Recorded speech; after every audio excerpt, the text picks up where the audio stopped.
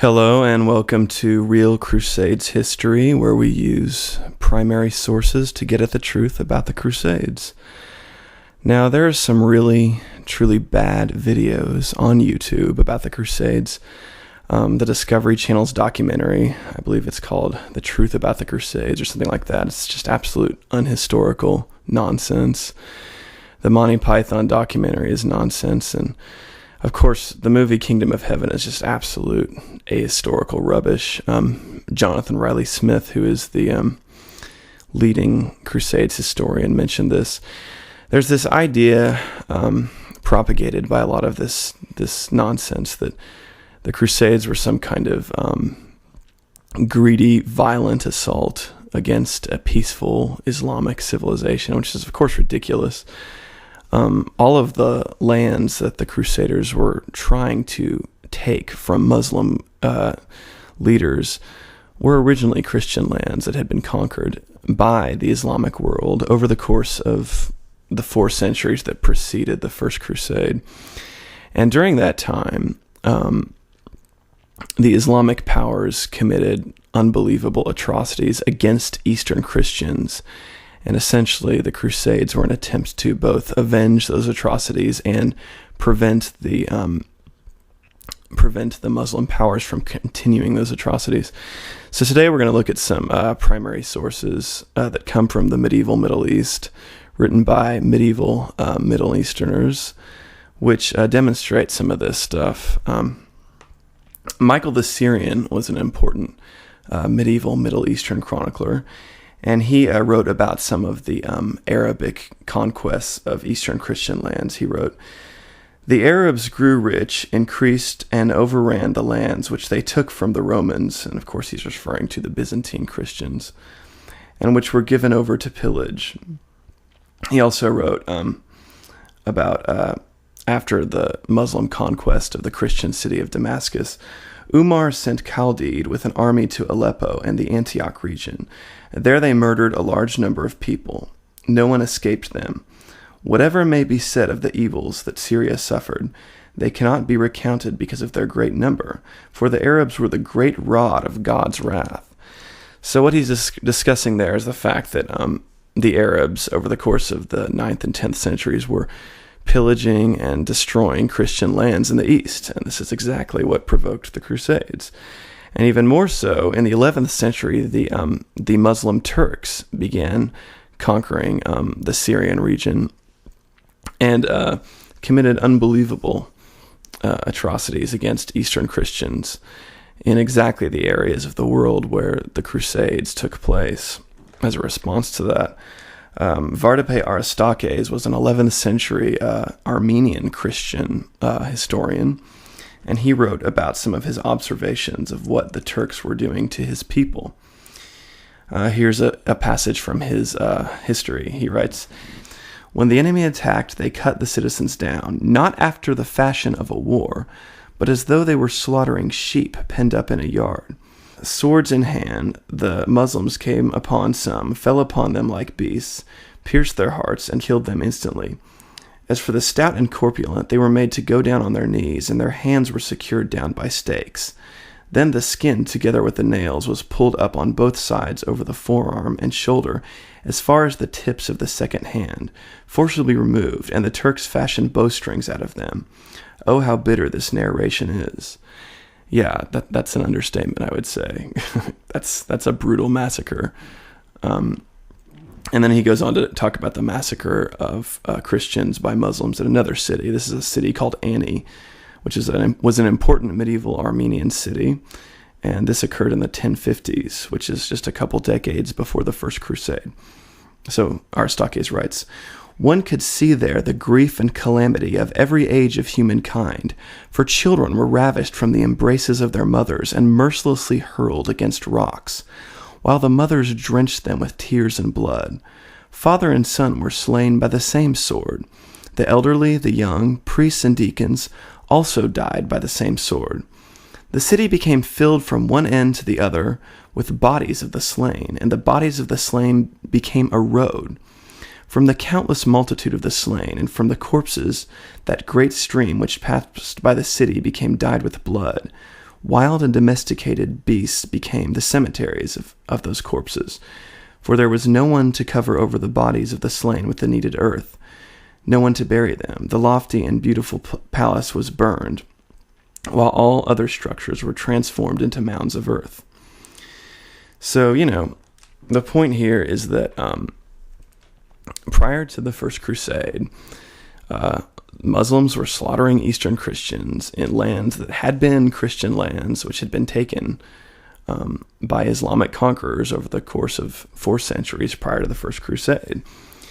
And so to portray the Crusades as some kind of barbaric act of violence against a peaceful people is just ridiculous. Obviously, the Turks weren't peaceful. They were extremely warlike, and they had been conquering Christians for a long time when they had to face the Crusaders. And in addition, there's every indication to believe that the Turks and Muslim forces planned on trying to conquer all of Western Europe, where the Crusaders came from.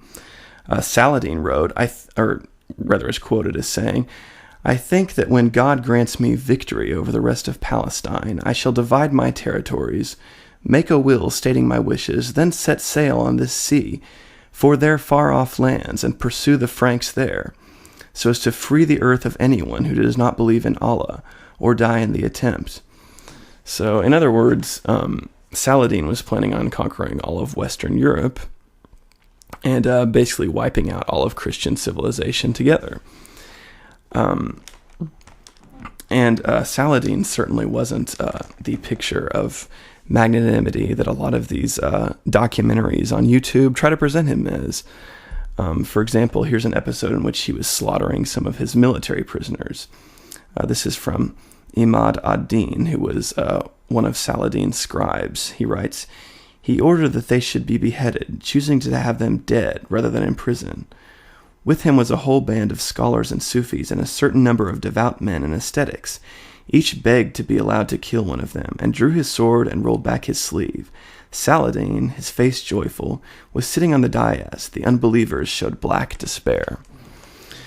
So anyway, I think the point is pretty clear. It's ridiculous to portray the Crusades as some kind of unwarranted attack upon Muslim civilization. Muslim civilization was built upon the slaughter of Christians and the conquest of their lands. And there's every reason, according to the sources, to believe that the Crusades were a response to this. And so we're going to talk some more about that in some later videos. Did the Crusades fail? If your answer to that question is yes, then you don't understand the Crusades. Some believe that the Crusades were a series of military invasions of the Holy Land launched from Western Europe between 1095 and 1291. But they were much more. The campaigns in the Holy Land represent one small aspect of the Crusades only. The Crusades were not merely a series of wars. They were a social movement, a paradigm shift, an attitude. They were a worldview adopted by Western Europeans, and that worldview saved them from being completely subjugated by Islam. Prior to the Crusades, Western Europe was a collection of partially Christianized competing tribal kingdoms. The Crusades changed that dramatically. The Crusades remade Europe into something very new and very formidable: Christendom. So how did it happen? Well, it didn't begin with Western Europe at all. It began in the distant East with a powerful conquering force. In the 7th century AD, the Arabs swept out of their homeland. They waged warfare on the Christian world and conquered around 2/3 of it. Ancient, culturally rich Christian territories, such as Egypt, Libya, Syria, the Holy Land, and Spain, fell to the Islamic armies. This had a powerful psychological impact on the Christian world. Western Europe was penned in by a new religious empire. There wasn't much that Europeans could do about it for the first few hundred years, since they didn't have the wealth to launch a major offensive against Islam. Fast forward to the turn of the 11th century. Something began to change in Western Europe. Like all great movements, the Crusades began with an idea conceived by the Christian Church of the West. Up until then, warfare in Europe had been largely internalized, with competing noble families fighting each other for political dominance. But some churchmen began to imagine a new type of warfare, as well as a new type of warrior. What if war was no longer about petty internal squabbles? What if it had a higher purpose that served all of Christianity and all of Christians? What if it could be directed against the enemies of Christ with the aim of safeguarding the territory where Christians lived? This was the beginning of the conception of the Crusades. In the 11th century, the popes began consecrating the military efforts of Spanish Christians against Muslims as holy enterprises. They also called on the Normans to invade Muslim-held Italy and Sicily. It worked. These Christian armies began to reclaim territory once lost to the Muslims. This all set the stage for an even bigger event, which took place in the last 5 years of the 11th century, the First Crusade. Here's how Pope Urban II addressed the knights when he was preaching the First Crusade. "Let those who are accustomed to wage private wars wastefully, even against believers, go forth against the infidels in a battle worthy to be undertaken now and to be finished in victory. Now let those who until recently existed as plunderers be soldiers of Christ. Now let those who formerly contended against brothers and relations rightly fight barbarians." The First Crusade achieved something remarkable. It united Western Europeans from all corners of their continent: England, France, Spain, Germany, Italy, and more. Warriors who previously had no connection were suddenly bound together, united in a single super army with the united goal of defending their common heritage and religion against an external alien aggressor. And they weren't fighting close to home either. They traveled huge distances from Europe to Asia to take on Muslim armies in Anatolia, Syria, and Palestine. Today, armies traveling across continents is commonplace, but it was highly unusual in the 11th century and represented a massive risk. Amazingly, the First Crusade succeeded. This diverse, motley army of warriors from all over Europe managed to achieve a united goal of defeating Islamic forces and restoring formerly Christian cities like Antioch and Jerusalem to Christian rule. It's impossible to overestimate the impact that the victory of the First Crusade had on Western European culture. For one thing, it essentially gave birth to a common Western heritage. For the first time, Westerners had a common experience upon which they could reflect, and it was remembered everywhere. Churches were built commemorating this event. Chronicles were written to immortalize the experience. Songs were composed, statues built, stained glass windows were dedicated. Everywhere, people recalled their relatives who had been involved and revered their memory. Guibert of Nogent, one of the most famous authors from this period, interpreted the First Crusade as a paradigm shift. He describes here how God gave crusading to warriors as an alternative to the monastic life, so that they might achieve God's purposes through their customary profession. God ordained holy wars in our time so that the knightly order and the erring mob who, like their ancient pagan models, were engaged in mutual slaughter, might find a new way of earning salvation. Thus, without having chosen a monastic life, they were compelled to give up this world, free to continue their customary pursuits. Nevertheless, they earned some measure of God's grace by their own efforts. Therefore, we have seen nations, inspired by God, shut the doors of their hearts towards all kinds of needs and feelings, taking up exile beyond the Latin world, beyond the known limits of the entire world, in order to destroy the enemies of the name of Christ, with an eagerness greater than we have seen anyone show in hurrying to the banquet table or in celebrating a holiday. Today, we interpret the First Crusade as a natural event, but for medieval Westerners, only the supernatural could explain it. This was God's work, and the success proved to them that it had been God's will. They now had evidence that God desired this thing called Christendom, this united militant civilization which spanned Europe and protected the Christian religion and way of life. The crusade became the most solemn duty of Christendom, and it wasn't confined to just operations in the Holy Land. Popes issued crusade indulgences for the wars in Spain against Islam, for the campaigns in the Baltic against pagans, and for the wars in southern France to drive out the Albigensians. The crusade became the means of protecting and expanding the common heritage of all Western European Christians on every front. At the end of the 13th century, the Muslims did drive the Crusaders out of the Holy Land, but that didn't mean they won the war. The Muslims continued on, trying to conquer the Christians farther in the west. They would ultimately gain Greece, Hungary, and other eastern regions. Indeed, the threat of the Ottoman Empire was far graver than what the Crusaders faced in the High Middle Ages. And it was the concept of the crusade that allowed Europeans, still frequently divided by internal politics, to band together through a common cause and preserve the West from complete takeover by the Ottoman Turks. Western Europe would ultimately defeat the Turks at Lepanto with a great crusade in the same tradition as the First Crusade, a united coalition of diverse Western European peoples intent on defending their tradition. In the case of Lepanto, that was the final verdict on Islam's designs on Western Europe, and that verdict was a successfully defended Christendom. Italy would not be conquered by the Muslims, but would remain a powerful Christian political entity. In Spain, too, the Muslims would be driven out, and the Spain that emerged victorious from its long war with Islam was very different from the Spain that had been conquered by the Muslims.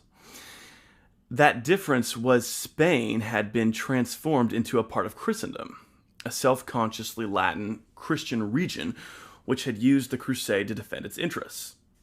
Faced with the mentality of the crusade, Islam could not advance into Western Europe. Latin civilization was saved. When looking at the Battle of Lepanto, it is amazing to see that Western Europeans in 1571 took on a mentality so similar to their ancestors during the First Crusade in 1095. Lepanto is a vivid example of how deeply the idea of crusade had worked its way into the Western imagination. Pope Pius V arranged and consecrated the coalition of European powers that gained victory at Lepanto just as Urban II had done for the First Crusaders in the 11th century. This is a remarkable example of a long-running feeling and attitude that truly shaped European thinking over the course of centuries. The concept even managed to transcend the divisions of Protestant and Catholic during the Reformation era. The victory of Lepanto, far removed from England, nevertheless elicited celebration throughout London. Quote, "for a victory of so great importance unto the whole state of Christian Commonwealth." This is amazing, considering the fact that the King of England had been excommunicated by the Pope, and a bitter schism was in progress, but the spirit of crusade had survived, even Reformation fissures. Without the institution of the crusade, one wonders, how could Europe have stood against the increasing power of the Turks? The Ottoman Empire, so overwhelmingly huge, could have easily picked off the European countries, one by one. But by uniting as crusaders, the Europeans halted the Ottomans. Had it not been for crusading, Europe would likely have been completely captured by Islam and transformed into an Islamic society. Our world today would be very different had this occurred. The United States would not exist, for there would have been no Christian Europe to found it. So in reality, every American and European today to come out of Western civilization essentially owes a debt to their crusading ancestors for their very way of life. Few realize that the United States exists today because of the Crusades, but when honestly assessing the history, this is impossible to deny. So the Crusades really represent a victory for diversity. Had the Crusades not taken place, we would have only one civilization in Europe and Western Asia, Islam. But because there were Crusades, we have two, Christendom and Islam. So when you think about it, if you favor diversity, you approve of the Crusades.